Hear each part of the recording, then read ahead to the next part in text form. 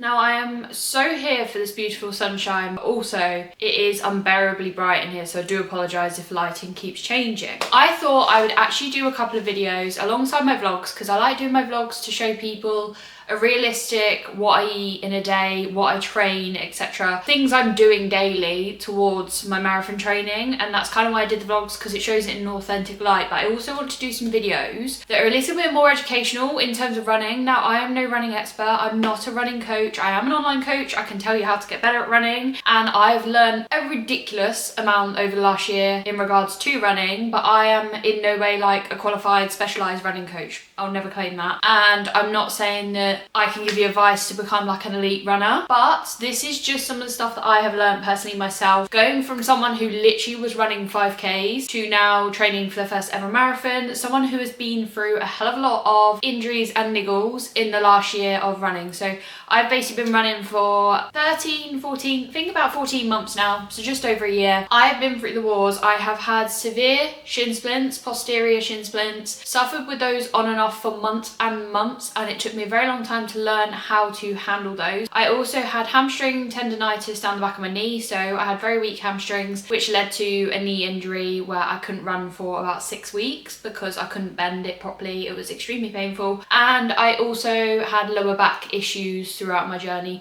not specifically always to do with running, but it's another niggle that I've had along the process that has held me back. So I thought I would just do a video rounding off how I've overcome some of these issues, majorly being shin splints. I've progressed to the point now where I'm running 50k weeks, not every week, because one of the things I will explain is deload weeks, but I'm now able to run 50k weeks. Last week I managed to run 55k, and I am, touch wood, managing to keep the shin splints at bay. I'm not saying they're completely gone. I do occasionally get aches in my shins. I think that's completely natural when you begin to ramp up volume and intensity, but it's understanding how to handle that and how to stop making it worse and how to actually listen to your body properly. So I've written a lovely little list on my phone, and I'm just going to go through a few of the things I've learned over the last year as someone who has suffered with shin splints, is now in a position where I'm a lot quicker, running a lot further, and I'm comfortably managing them well. First things first, this is probably one of the main things, is understanding intensity. So initially, I am someone that has used the Runner app before. I am never going to diss Runner. I think it's an incredible app. It's such a good way to progress in your running journey. I think those that are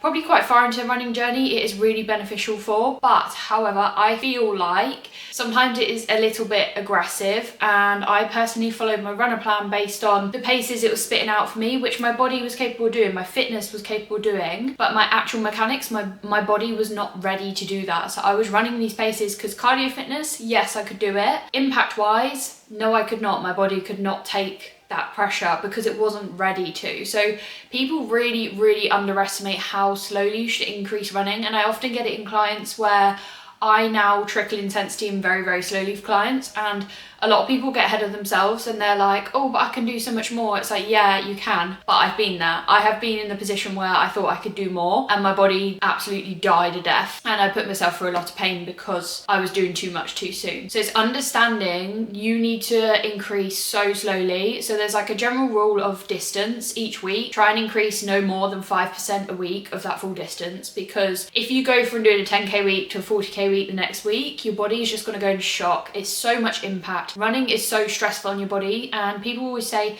oh, running's bad for your knees. Anything is bad for your knees. If you went into the gym and squatted 80 kg and you never squat in your life, it's going to hurt your knees, you're going to hurt your back, you're going to hurt everything. Exact same in running. If you go straight in sprinting and running really far and your body's not used to that, it's going to hurt. But intensity first thing. So focus on your journey, focus on your body and not what other people are doing on social media. There is a lot of running content about now, a lot of fitness influencers who can run extremely far, extremely fast, and that's great. But also you have to bear in mind a lot of these people that can do that have been running their whole life. Some of the runners I follow have been running since they're literally like 5 years old, and that is why they're in the position they are now. There's no point in you trying to catch up with that. You need to be so considerate of your body. Start extremely small and start less than what you think. One tip for managing intensity is run for time rather than distance. So don't go out and be like, I'm going to do a 10k today. Set yourself a time goal and then each week just increase it. So one week be like, okay, I'm going to run 30 minutes nice and steady this week. Next week I'll do 35. Whilst on intensity, I would recommend a deload week every 4 weeks or so. So realistically, you are not going to be able to keep running new distances every week. Your body just is not cut out for that. It needs a rest. So I have a rule, like last week, I had a very heavy week because I unexpectedly ran a half marathon.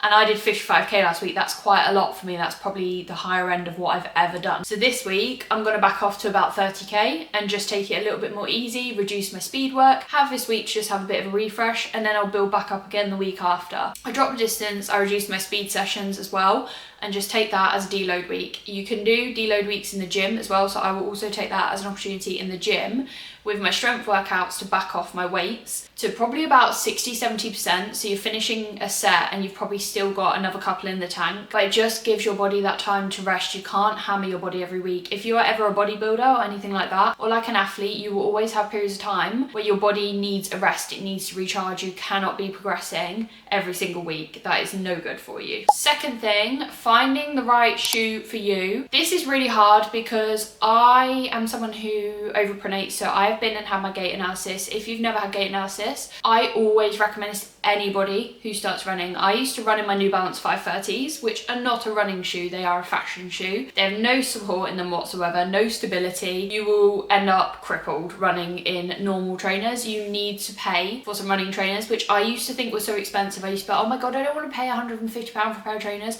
They will last you about 500k. Most trainers will last that long, and obviously you rip through that a bit more when you get further down the line and you run through them a bit quicker. But generally when you're first starting your journey, they are going to last you months. They will save you a world of pain and money in saving you from injury. So go and get gait analysis, go to a running shop, get them to put you on a treadmill. They will look at how your feet, your mechanics, how your foot lands when you're running. So I overpronate, which means my feet roll inwards a little bit. So my ankles aren't very stable. So therefore I go for shoes that are stability. So they have a little bit of support in the middle on the inside, which holds my foot straight. So when they land, it means they land straight as opposed to bowing in. There is an element of overpronation that's normal, and some people can run in normal shoes and overpronate and be okay. I could not. I tried to run in normal shoes before and I just got incredible ankle pain, shin pain, and I think that's where a lot of this stemmed from. I got paired with Asics Gel Kyanus, which are a stability shoes. My absolute favourite stability shoes are the Saucony Guide 18s and the Brooks Adrenaline GTS. I have 2 pairs of those, 1 pair of Saucony Guides, which I've actually asked Jack for another pair because I love them that much. They are super comfortable for me, they work for me. I actually ran my half marathon, which is a race on Sunday, and I opted to not wear my carbons. I was like, do you know what, I just want to be comfortable. I ran in my Brooks, I still got PB, I ran fast, and I had no discomfort whatsoever. Like, stick to what you know. When you find a shoe that you know and love, I just find that I don't really deviate from that. I found the 2 pairs that really work for me, so I don't really branch out. I just buy them in different colours. Like I say, it can be a bit tough because, for instance, there is a lot of trendy shoes. I really love the Adidas SLs, Evo SLs. Everyone has them. They're so cool. They come in really cool colors. They look really trendy, but they do not suit my running style. So there is no point in me doing that. So stick to what you know. Third thing, listening to your body and actually resting when you need it. I got into such a hole of seeing other people running 4 or 5 times a week, and I thought, you know what, I want to do that. I want to be able to run every day. My body can't do that. I run now 3 times a week. I can sometimes push to 4, depending on how my body feels. This was saying earlier in terms of following a training plan, following a coach's plan, or like an AI app. It's great, but you really just need to learn to be in tune with how you feel and not do based on what the app says. Because I found with the app, I got sucked into a hole of, well, it's telling me I need to do that, so I need to do that today. And it would annoy me if I didn't tick it off because I felt like a bit of a failure. Whereas now I sometimes use the app as a guide for like what I can maybe achieve or like a basis for a session. If I'm not feeling it, I don't do it. Also understanding the impact side of things, when to take a break. So if I do a speed session, I'll tend to have at least 2 days off afterwards because speed is a lot more high impact generally, and I find that triggers my shins a lot more. So I'll have 2 days rest afterwards. I also do plyometrics, which is obviously jumping around, and that can also make my shins a little bit gripey naturally as they're like developing through the process and getting used to it. So I won't put plyometrics near a run because I know that that's impact, and then the next day I'm going to be bouncing on them again. again. So it's just understanding your body, and when things hurt, and understanding, okay, be sensible about your training and where you place things so that you're not putting too much pressure on your body every single day. On the side of resting as well, sleep. I literally sleep 8-9 hours every single night without fail. Like, I go to bed routine times, I get up routine time in the morning. You need sleep to be able to recover. Like, your body needs to recharge. After a race, I did my race on Sunday, went to sleep, my body battery the next day was still 30 on my Garmin, and I'm not saying body batteries always bang on, but it gives you a rough indication where your body's at. That day afterwards, my body was like, your body battery's 30, like, I'm still knackered. And then I didn't recharge to 100 till the next day. It took me 2 days to get good sleep, to get back to normal and get my body feeling normal. So just understand that your body will be fatigued after races, after sprinting. Or really itchy nose. And just make sure you're getting the rest in that you possibly can. Don't overdo it. You don't need to be training every single day to be a good runner. Itchy nose. Number 4, fueling.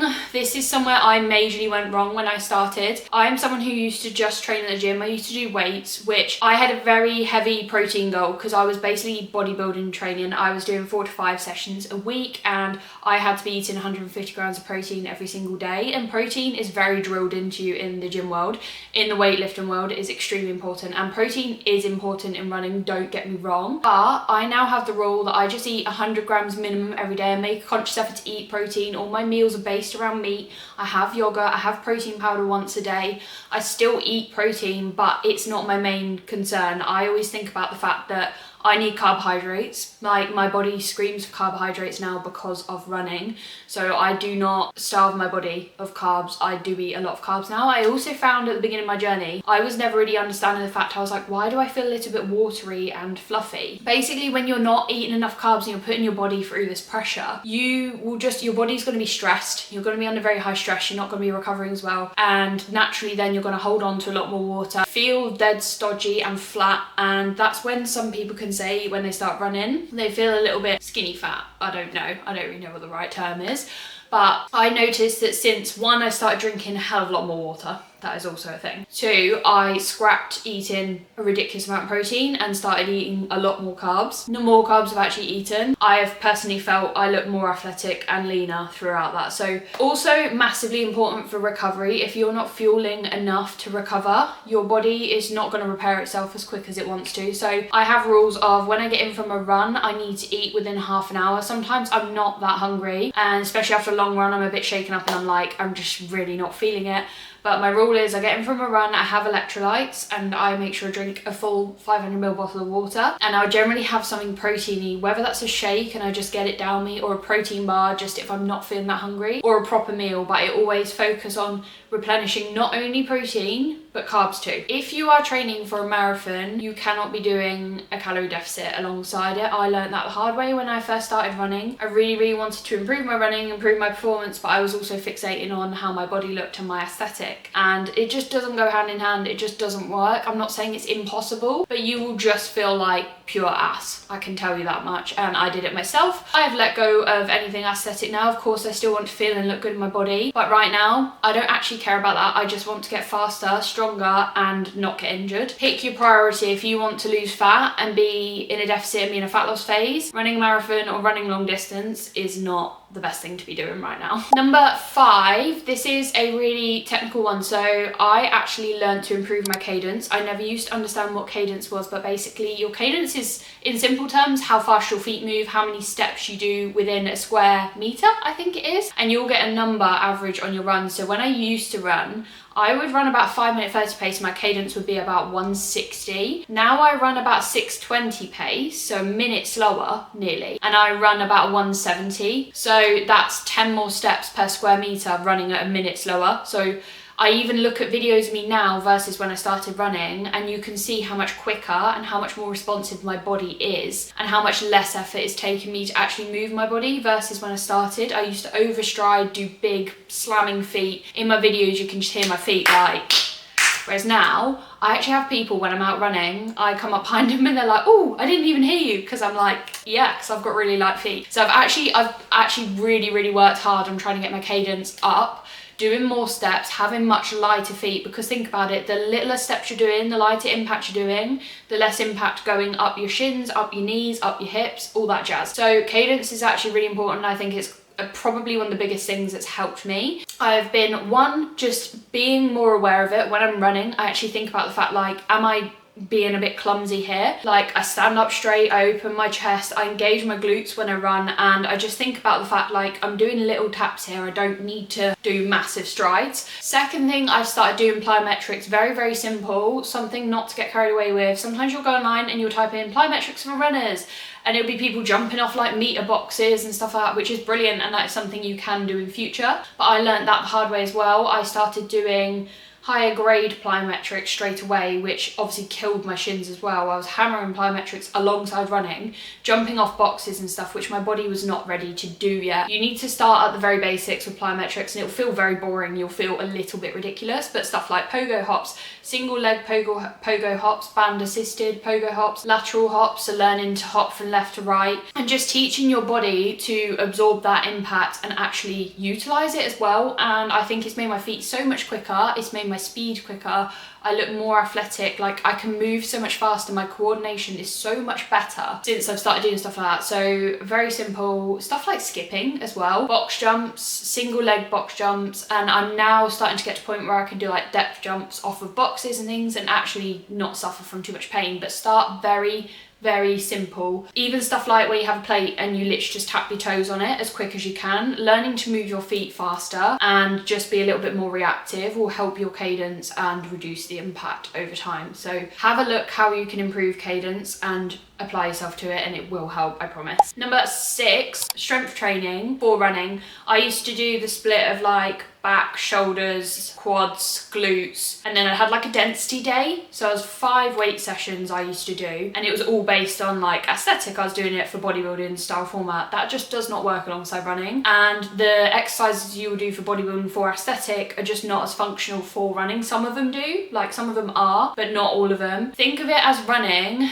is a single leg exercise. You are using one side of your body at a time. Think of the plane of movement you're doing. I've learned so much through my physio about like how to move and what exercises to do. I've started doing single leg deadlifts. I honestly think they have helped me absolute tons. Doing stuff on a single leg, stuff where you have to balance, will teach you to stabilize yourself when you're running. So look for exercises for running strength. Don't go in just thinking like, oh, I'm gonna do leg press because it's gonna make my quads big. Think about the actual movement. Think about unilateral exercises, single side, so single leg deadlifts. I do walking lunges. I also do lateral lunges so that I'm doing movement in a lateral plane as well. Running is heavily glute focused as well. Your glutes drive you massively, so stuff like your hip thrust, which I now do B stance, which is slightly single-sided targeted. Your adductors, really important for your hips, so stabilizing your hips. So actually creating a program that works alongside your running that will help you in your running. I do a 3-day split, so I do an upper body, a full body, and a lower body, and I always do it so that I make sure the leg days are far away from my long runs, and also my upper body is quite short and sweet. Like, you don't need to be doing everything to failure. You don't need to be pushing ridiculous amounts. You're just getting a bit of strength in your body and training those muscles. You don't have to be overexerting yourself and exhausting your body. And that's something I've learned the hard way as well. I used to always train to RP 10 to failure. You can't be doing that all the time if you want to run. If you knacker your legs and then run the next day, you're always just going to be fatigued. I've actually just got to a point where I stop now, where I've got a couple of reps left in reserve, and I'm like, cool, that's perfect. 7 alongside kind of tying into what I just said about specific exercises, I invest in physio. I used to avoid physio because I was like, oh, it's 30-40 pound, I can't be bothered, don't see the point. Physio has actually changed the game for me so much because I've learned so much off of my physio. Also, just identifying the problems. Every time I've had a little bit of niggle, I had an issue with my shins, I went to physio. I had an issue with my knee, went to physio. I had lower back problems, I went to physio. And every single time there was something we worked out I was maybe missing that was triggering it. Shins, we obviously spoke about one intensity anyway, but like my ankle stability, things like that. So I now do a lot of banded exercises for ankle stability and pronation as well to try and assist with that. My lower back problems stemmed from my glute medius being really weak, which is a specific muscle that I never really targeted in bodybuilding. Single leg deadlifts, implemented them. Problem seems to, touch wood, have averted. Not had lower back problems really since. I've strengthened my core as well. Learned to engage properly before exercises. Third thing thing was my knee, which triggered from my weak hamstrings. I've always hammered my quads. I do train my hamstrings, but nowhere near to the extent I was with my quads. I started doing Nordics, which are a really hard hamstring exercise, body weight one. Touch wood. Problem averted. So I think a lot of people skimp out on physio because they just think it's a waste of time or that it's too expensive, but honestly, if you don't go and you try and assess those problems yourself, you will spend more money in the long run because you're gonna injure yourself, or you're gonna put yourself out of sport for such a longer time than if you just go to someone and someone tells you how to fix it, tells you what exercises to do to rehab it. And the reality is you need to put the work into those things. I think one of the biggest takeaways from running for me has been you really need to want to get better. Okay, I want to go for a run once a week, that's fine. I want to get faster. I've got some really, insane goals. Like, I'd love to be able to do a 1 hour 30 half marathon by the end of this year. I'd love to be able to do a sub 25k. If I want to be able to do those things, I need to put the effort in all areas. When I started running, I just picked up my trainers, went out, which is fine. Like I say, if it's something you just do for a bit of a leisurely thing once a week, fine. If you really, really want to get better and you want to put the work into it, you need to put thought into absolutely everything you're doing: your rehab, your nutrition, your sleep, your rest, your strength training. If you're missing one area, your body is just not going to be optimum. You're never going to get 100% if you're not putting 100% in absolutely everywhere. And since I have started to apply myself in every single little part of it, this is the best my body has ever felt and the best I've ever performed in my entire life and the fittest I've ever been. I also now get calf massages every 6 weeks. Calf or quad, to be fair. Quads get very tight too. So I go every 6 weeks. It costs me, I think it's £36, £38 to be there for that hour. I leave. I literally had a calf massage yesterday and my calves I feel like I've got new legs. If you're constantly hammering them and you're never ever getting anything refreshed or spending time in recovery, even going in saunas, things like that can really help keeping blood flowing. Stretching is so important. I spend 5 minutes every evening now stretching. It's literally 5 minutes of your time, and if you're not doing it, you're going to be stiff as a board and you're just not going to feel great. You're not going to perform great. So that is kind of a round off of like my tips as a beginner and things that I've learned. One thing I will say is if you have shin splints right now and you are watching this and you are a runner, one, go and get physio and see if there's anything that you can do to address the problem. Work out which shin splints you've got because there's 2 different types. You can get them on the inside or the outside. I suffer from the inside, so find that out first. If you have got that pain, do not keep running. Do not keep running. I used to do it and I literally had a run last August where I cried. I've got a photo of me actually crying on my run where I said, I really just want to give up on running because I just don't think my body can hack it. Here we are. Here we are because I actually took the time to work out what my issues were and worked with my body rather than working against it. Put some ice on those bad boys initially. It's not going to do magical things, but it can bring the inflammation down. You need to get that inflammation back down, and it can go down in a couple of days. But if you keep running on it, it can get 10 times worse and you can end up with stress fractures. So something to be taken very, very seriously. You can cross train. For ages, I was using the bike at the gym and the Stairmaster as well, because they are 2 types of cardio that are going to train your cardio fitness, but not give the impact of running. Swimming as well. I did swimming for a very long time to keep my fitness up. So I worked on my heart rate zones through using the bike and Stairmaster and swimming as well. I think that's pretty much everything. I feel like I just went off on a bit of a tangent there, but hopefully some people have found this video useful. I basically just want to put some more effort into my social media with explaining how I got to where I am now, because I think it's very easy posting, oh, I got this PB in a half marathon. But literally 6 months ago, I was suffering in agony from shin splints and I couldn't even run more than 5k without pain. And no one really ever sees that journey or understands how to fix problems. And I've learned so much through it. And I went through all the bad decisions. I went through all the crap and the pain and stuff. And I don't want other people to go through that. And if someone watches this, they can maybe learn from it and not put themselves through the hell that I did. So hopefully you enjoyed this video. If you have any other video requests in terms of marathon training, my weight training, rehab, things that I'm doing, please drop a comment and I will be sure to make some other videos. If you did enjoy this video, please be sure to like, comment and subscribe, and I will see you again soon. Bye!